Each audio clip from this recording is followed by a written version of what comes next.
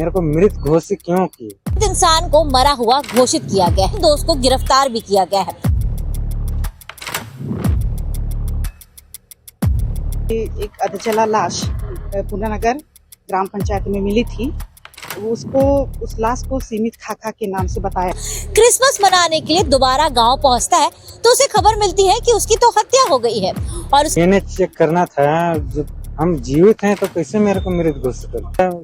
चाहते हैं प्रशासन की हमारे गांव के जो भी बेटा भाई लोग हैं उनको वैच्यत किया जाए। पुनः विवेचना जारी किया गया।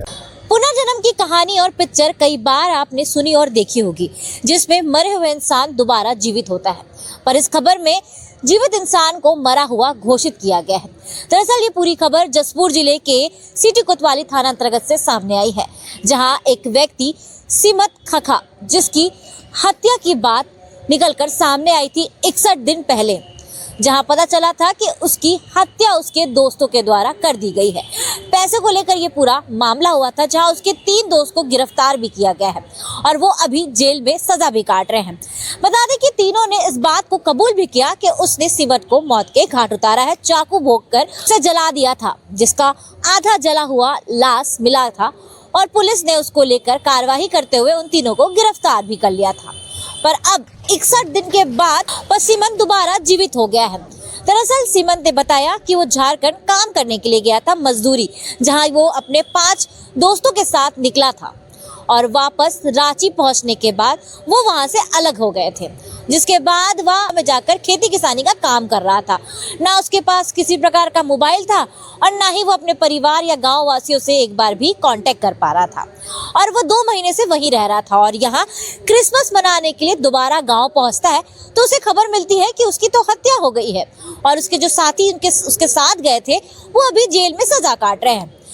सीमंत ने बताया है कि उसके जो बाकी साथी थे रांची से अलग हो गए थे और उसके जो साथी थे वो वापस आते हैं और वापस आने के बाद चिकोटा गांव के पास पुलिया के पास बैठकर शराब पीते हैं और जिसमें बताया जाता है कि उन्होंने सीमंत को मौत के घाट उतार दिया है पैसों की वाद विवाद को लेकर, और पुलिस ने जांच भी किया और उनके साथियों को गिरफ्तार कर लिया है। पर जब सीमंत के वापस आने के बाद कई सवाल खड़े हो रहे हैं। क्या पुलिस ने सही तरीके से जांच नहीं किया? जहां सीमंत भी कहता हुआ नजर आ रहा है कि पुलिस की कार्रवाई किस प्रकार से हुई है।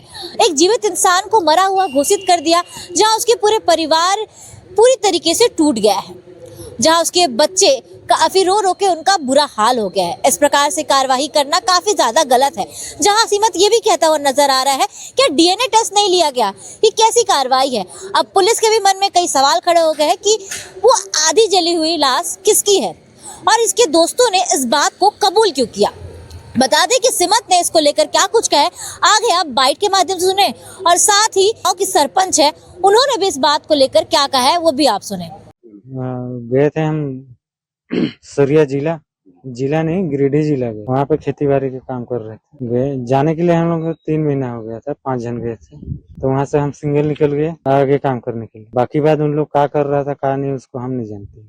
बस इतने, जब हम यहाँ जसपुर आए के बाद में पता चला कि हमारा तो यहाँ ठीक हो गया है, तो हम थाना गए, सरपंच साहब भी गई थी, मैडम साथे में थे। 11 बजे हम वहाँ से आए। मामले में मैं चाहूंगा कि मेरे को मृत घोषित क्यों की? डीएनए चेक करना था, जब हम जीवित हैं तो कैसे मेरे को मृत घोषित कर? साथी लोग हैं, उन लोग अंदर क्यों सड़ रहे हैं?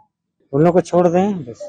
मतलब मेरे साथी लोगों के साथ भी, मेरे साथ भी, अब मेरे को मृत घोषित क्यों कर दिए? देखिए मेरे बाल बच्चे छोटे छोटे हैं, वो लोग खाना नहीं खाया है 2-3 महीना से, मतलब खा रहा है लेकिन भी देखिएगा उन लोग का शकल सूरत सूख जा रहा है। बताइए, जीवित को मृत घोषित करना किसका कानूनी है बताइए? थाना वाले बोले हैं अभी वो बुलाए हैं। पहले यही हुआ था कि एक अधजला लाश पुनानगर ग्राम पंचायत में मिली थी। उस लाश को सीमित खाखा के नाम से बताया गया और जबकि सीमित खाखा का लाश बता करके हमारे सिटोंगा गांव के बेटे लोगों को, भाई लोगों को, 4 आरोपी लोगों को ये लोग अंदर ले गए हैं। तो इसमें ये है कि हम पुलिस प्रशासन से चाहते हैं कि जब बेगुनाह आरोपी हैं हमारे गांव घर के, तो उनको छोड़ दिया जाए। और हम प्रशासन से यही चाहेंगे कि जिस लाश के बारे में उन्होंने बताया है वो वापस जिंदा आ गया है।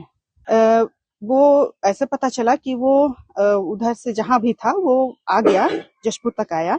जशपुर से वो अपने सिटोंगा का ऑटो चालक, सिटोंगा का ही, तो उनके पास आया और ऑटो चालक ने हमको बताया कि जिस आदमी का इन्होंने घटना बताया गया था वो अभी आ गया है, तो उसको हमने ले लिया। ले गए थे हम लोग, ही कुछ सुपुर्दनामा किए कि हाँ, हमारे तरफ से तो हम बता दिए कि यही है, हकीकत जो है वो आपके सामने है।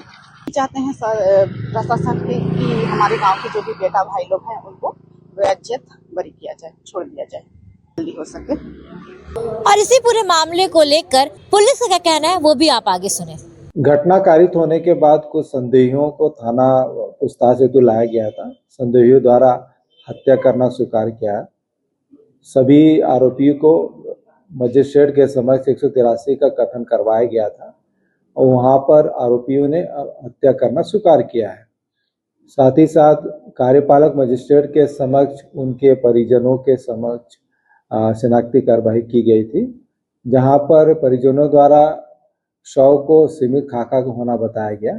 इन दोनों प्रक्रिया में पुलिस उपस्थित नहीं होती है।